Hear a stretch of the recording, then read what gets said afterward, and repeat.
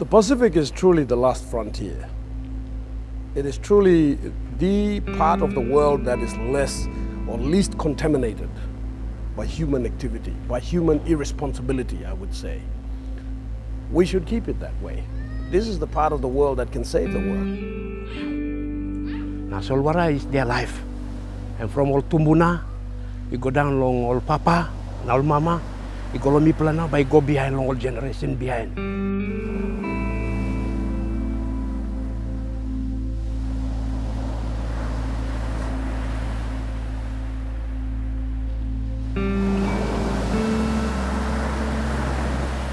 Most developed economies have rejected this. They've rejected it because they feel that the unknowns are too great. What would happen if machines were to dig up these parts of the seabed where vents are which spew forth very complex life forms upon which entire ecosystems in the marine area are surviving or dependent on? We do not know enough. We don't know. We have no experience of the consequences of the seabed mining. It is detrimental. I'm going to be blunt about it. You go to some politicians who know nothing about this issue, not even consulting its own people about the area of expertise. And then they get up to say, yes, please come and do an experimental here. Most of the Pacific Island nations we looked at have sort of rushed to implement or to draft legislation around deep sea mining. And there's some reasons for that, basically related to sort of external pressure from foreign actors, from international institutions and industry who are interested in beginning to mine as quickly as possible and who are perhaps less interested in creating comprehensive protective frameworks or consulting with local people and indigenous groups. We don't see how the seabed mining works. We don't understand how they works in the water. Maybe they're going to spoil the water, spoiling the reefs and spoiling the fish. Mipla no worry lo money, but mipla thinking lo life no mipla. I see that it's going to destroy the environment where our future children, grandchildren and all these are going to depend on. Our life entirely depends on the sea and land.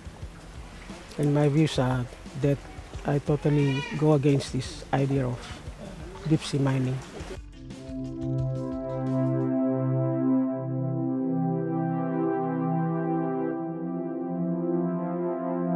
The interpretation of democracy, the government here, or the government, am all people, na Kamlo people, na belong people.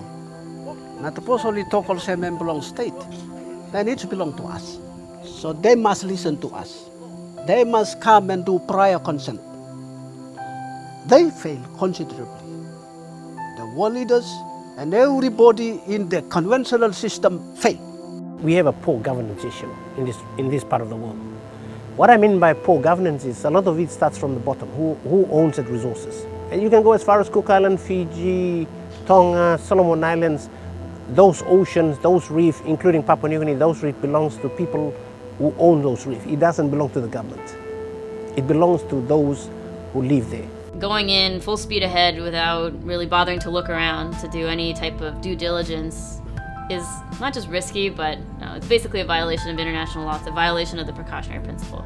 So countries like New Zealand, Mexico, Australia, Namibia are doing the correct thing under international law. They're taking a precautionary approach.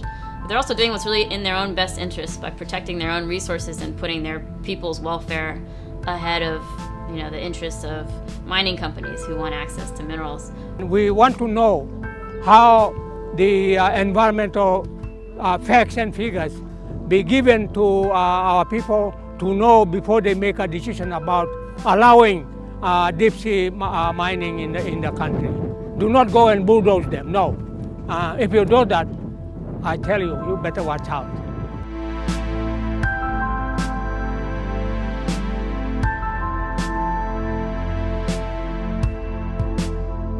They are currently doing that, drilling and exploration stuff.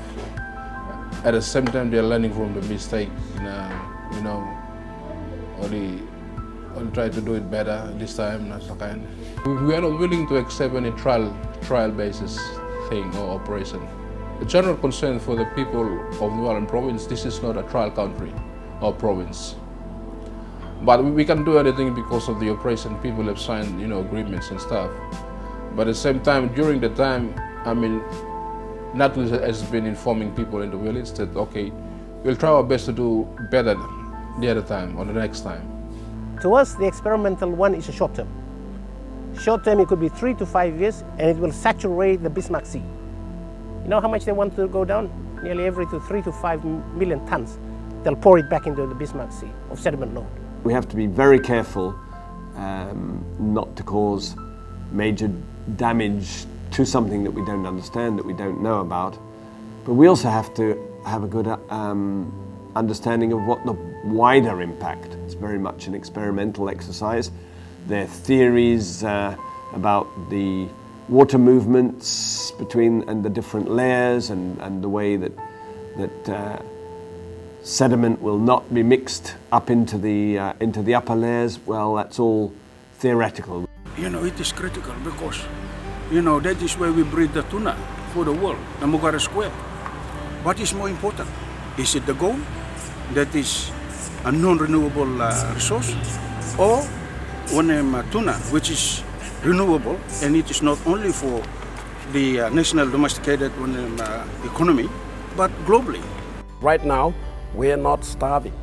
We are not in need of these funds. And these funds are so minuscule that they're not going to make much of a difference anyway. I believe in people power. If we can stand together as a nation, as a region, as a province, and stand and talk, I think we can go a long way. If Nautilus is so concerned about mining, go and test it out in Canada. And if it is okay, come and test it out in us. Just plami play fight long and future living standard of sustainability belong pikinini behind time. The sea is not ours to say it's mine to ride on, but it's for me to protect so that it keeps sustaining me and it continues to sustain generations that will come.